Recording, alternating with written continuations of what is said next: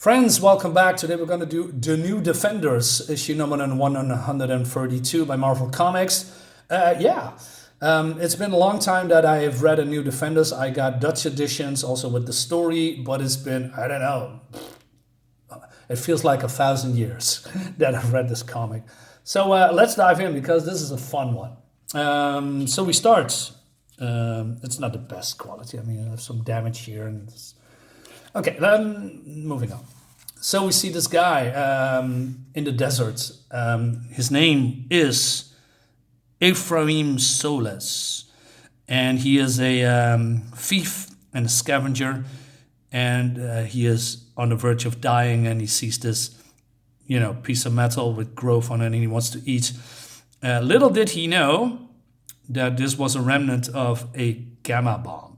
And, well, you can see what's happening here. He eats it because, well, he has nothing to lose. He dies.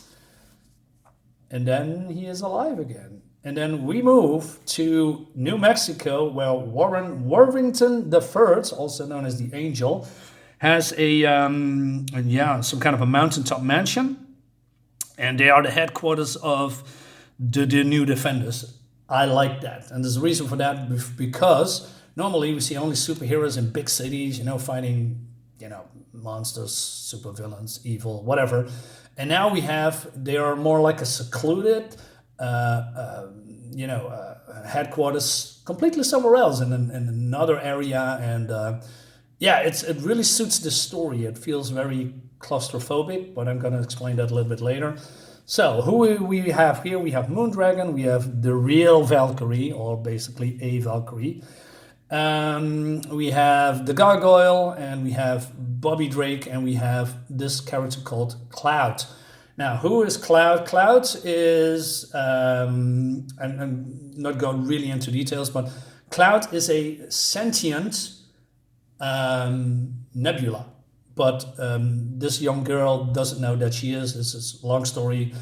And it has to do with the Cosmic Cube, I believe, and stuff like that. But Cloud, okay, a little bit of a backstory here. No, you know what? I'm gonna go into this a little bit later. So Cloud says, now, Cloud, remember I warned you about such sunbathing at this altitude. But Warren, I didn't even seem warm the last few days. So Iceman says, elementary physics, Cloud, the air is much thinner here, which lets more ultraviolet radiation get through, making sunburns like yours real easy to get. And so they are joking around, and he just shoots you with an ice blast. He says, Bobby, that's cold. And they're having fun together now. They are, getting at each other, and she's turning into a cloud and zaps him. And so they're laughing, and she says, just remember, Charles, hell have no fury like a woman scorned. And but Moondragon, comes over and says, Mr. Drake, if you continue to demonstrate your subconscious hostility towards women, fuck feminist, I'm afraid you never emerge from adolescence. Yeah, I love you too, Moondragon. You don't even understand me, Mr. Drake. How could you love me? And then Bobby says, why is it that whenever she insults me, I feel like I'm being seduced? Yes, this is the part when Bobby is still a man and not gay, before modern Marvel and activist at Marvel turn him gay. Yeah, he's still chasing women because that's what he does. I mean, he is Bobby Drake, and he is flirted and have relationships with women and has sex with women in the past. But now they turn him into a flamboyant, over-the-top gay guy. Yeah, and it makes him completely boring because that's all he is now. He is just a walking identity gay man. Not Iceman, not a cool Iceman like in this comic, because he is being cool literally and figuratively. Now, okay, let's not dive into that one. So there's an alarm going off, and there's a guy outside, and they say, look at that, we need to take him in. He looks like shit. So he comes in, and this guy says, hey, thank you for taking me in, but it's also very moist in here. and it looks like a steam room, and then he started to change. But this guy has no idea what happened to him, and he's changing and mutating into this, and he still talks from, hey, so Bobby says, Warren, maybe I should encase him in ice. What do we do? I don't know, Bob. He doesn't sound like he's aware of what's going on. He may not be a menace or the menace. So Moondragon steps in. Very Moondragon-like. Please stand aside. I shall deal with this since you seem unable to. And look at this stare. I mean, Jesus Christ. I love that. The art is really good. Who's the artist, by the way? Let me double check. It's been by Don Perlin, and Peter L. Gillis is the writer. Okay. Don't know. But look at this. And this creature immediately attacks him and seems to lost all humanity. It doesn't talk anymore. And there's a battle now because this creature is keeping transforming. Cloud turns into a cloud and zaps him with her lightning bolts. And even Iceman's ice powers can do nothing. And so Isaac, also known as the Gargoyle, comes in and zaps in, and that doesn't work. Valkyrie just chops away his limbs, and she is very calm, like like a real goddess. So Isaac has a plan, and he talks to Cloud and he says, "Hey, listen, we need to work together and bring him down." And that's exactly what they do. They are, how do you say, bundling their powers. And then they're zapping him simultaneously, causing some kind of an explosion. And it seems that this creature is defeated. And Cloud comes to Moondragon. Are you right, Moondragon? When the thing grabbed you around the headband, I was sure you were dead. You won't get rid of me that easily, little one. So, yeah, it seems that Cloud has a thing for Moondragon, like I believe Bobby and Warren also. Why? Little bit of a spoiler. Moondragon subconsciously uses her telepathic power to influence everybody in the room for control. That's a story for a little bit later. Also, coming back to Cloud. Cloud can... I really don't want it to get into this, but I have to tell it. Cloud can later turn herself into a young man. Because she feels falling in love with Moondragon, and somehow she's been able to change her gender. Well, that's not modern day politics, but this is coming from the 80s. That's not relevant here, thank God. But imagine if doing stuff like this in modern day, it's going to be a disaster. But anyway, she does that because she then feels that she or he is now suitable for Moondragon in a physical way, if you know what I mean. With that. That is a storyline. Great stuff, by the way. So this creature is defeated, and skipping a page here. So Bobby wants to, put this thing on ice. And Warren says, "Any idea, fellas, what this guy was or what it triggered the change when he got here?" But then Valkyrie steps in. "Wait, Iceman," he says, "ow," when she grabs him. "It becomes clearer during the battle that I have a strange feeling about this man, and now I know what it is. We have been thinking we were fighting a man when in fact we were not. I am a Valkyrie, and as such known death well, and I could feel that this body's souls has long since departed.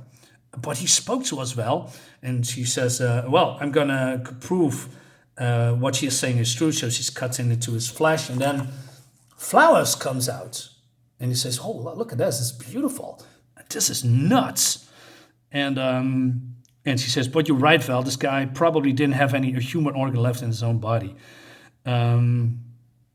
So Iceman says, "Then whatever it was took this guy over and used him as a shell, maybe fed on him, until we destroyed that shell. We only can hope that it's helpless now." So Cloud comes over, but it's still not dead. It's still transforming. She escapes by turning herself into a cloud. Bobby is sick of it and says, "Okay, you're gonna put you in deep freeze." And now the threat is over, maybe. Then Val says this. By the way, well then, says Warren, I guess the next order of business is to get this gun cleaned up. Yuck. I agree, Angel. It isn't meet that the sword dragon fang be fouled with such unholy ichor. I love this language. I haven't heard that speech patterns like that since we were back in the Champions with Hercules, Bobby. She's like hurt more ways than one Warren. My arm still hurts. I like this little bit of throwback because Warren and Iceman were in the Champions with Hercules, with Black Widow, with Ghost Rider. And am I missing someone else? Maybe. So going back a little bit, to the New Defenders. I thought that the New Defenders was just a group of people, thrown together, and I didn't know what to like because the Defenders were, Doctor Strange, Hulk, Namor, and the Silver Surfer, and then these guys came in and they just grouping together, and somehow they grew on me, although I'm not a big fan of Isaac.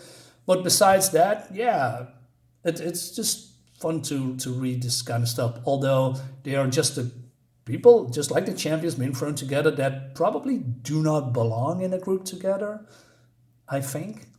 But also, Warren says that exactly the same thing what I was thinking. So, Warren says, I suppose we should call in a biochemical specialist. He's talking about the Beast, Hank. And if the Defenders are going to be going to suffer the same fate as the Champions, God, how that still sticks in my craw. We've got to develop adequate resources. I like that. I like that Warren, takes charge at some point. And since when do we see that Warren, also known as Angel, has a significant arc in the last 10 years? Nothing. He's just more like Archangel. That was his now definitive, arc. But when did we go back to his Warrington persona? We haven't seen that in years, and that's why I like these older comics. These characters are giving room to grow, to develop some kind of a characteristics, and that's what I love about Warrington. But now we have so many X-Men, so many mutants. I have no clue what they are doing, and I believe, where is he? What is he doing? I don't know. It's just a pawn in this modern day comics game, what they are trying to do. I don't know. It's just not working for me. Anyway, he says, I guess I'm drifted into Defenders like I drift into everything else. And I still think of them as a bunch of house guests. We've got to be more than that. Exactly what I was thinking, They are just a group of people sticking together, and Warren is going from the X-Men to the Defenders to the Champions, doing solo stuff. He felt a little bit lost until he came back to the X-Men. It's just great. But then he discovered that he has still of this creature on his back, and he flies out in panic. Meanwhile, also Bobby here thinks about mutations. And he tries to, call Hank, but he is busy with, doing a lecture in some kind of a campus, so he's not available. Then, just like a true horror movie, I hope you have seen the Thing with Kurt Russell, the horror movie. It feels like that this creature is breaking out, and he's shooting all this small little stuff at Iceman, and he says, "Defenders, get here, quick!" So Valkyrie comes in, and they are battling this creature again, and even Valkyrie says, with each splatter we create more of the enemy. How can we fight such a foe? We just do the best we can, Val, just the best we can. So Warren goes higher and higher because he's panicking, and there is less air, but it's also the sun rays are way more how do you say, because of the ultraviolet, it's way hotter there. So his thought, I'm going to fly high and burn this creature off his back. But he also feels that he is passing out because of the thin air. And he also says that, funny, Icarus in mythology lost his life by flying too close to the sun. And now my only chance is to get up here where the ultraviolet rays that gave Cloud her sunburn are intensified tenfold. Great stuff. So it works, but then he also falls down. Hope he survives. Well, he does. Meanwhile, the new defenders are still finding the creature, and it's getting hopeless. The creatures seem unstoppable. And Moondragon comes in, and she says, it's no good. My mental powers are useless. It has a vestigial mind at its first, but now all that remains is a terrible predatory thirst. Bobby says, first, you may have something there. Isaac, can you get over here? So he says to Isaac, blast a hole in this glass that fits my arm. And then he says, now get out of this room. So everybody else says, what are you doing? You are de-icing.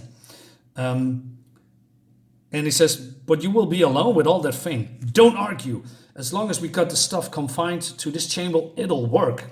And then we see his arm is getting, powered up and then all this ice flowing because I'm going to hydrate that sucker to death. Now get out of here. Great stuff. Bobby is a fucking man. And so that's exactly what he is doing. So he is alone with this creature. And he says, I never tried this before, and I hope I get the chance. And this part I didn't know somehow. Professor Xavier showed me that my power is actually two powers. Power over cold and power over moisture. Now I got to concentrate on the latter. So the rest of the defenders are outside and they are looking what Bobby is doing. And he's drawing all the moisture out of the room, hoping it to deprive it of what all life needs, water. But will that not kill him as well? And he's still going and going and going. He says, I thought so. The old man's remarks about the desert and how humid it was in the house. It was the moisture that activated you. Well, steam baths over, you heap of sludge. Now this room, the driest spot on the face of the earth. Can you feel it, monster? It's even drying me out. No matter how you adapt, you can't adapt away from the need for water. Don't you love college biology? And then he is falling unconscious, and it works. This somehow this creature, not dead, is catatonic. And small detail, they're bandaging his arm up because of the cut of the glass. Really cool. And so they're having some kind of a hero moment with everybody, except for Moondragon. She says nothing, and we see dust coming from the defender's mansion. Some might call it them spores. Some might call themselves seeds of promise spread over the land, while some might call them the unknown. It's just great. Great self-contained stories. Like I said, it just feels more like a horror comic because they are all in a mansion. It happens in a mansion. There's no outside force, No people are screaming outside. No superheroes coming in. No, they have to do it themselves. And Bobby, the real Iceman, he is the man of the hour now. And I like that a lot. Just great stuff. This is a great Marvel comic from, I have to know for sure. Wait a minute. This is an 80s comic.